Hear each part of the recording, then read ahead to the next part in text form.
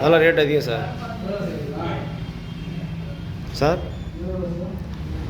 அதெல்லாம் ஒரு 2 லட்ச ரூபா வரும் சார்.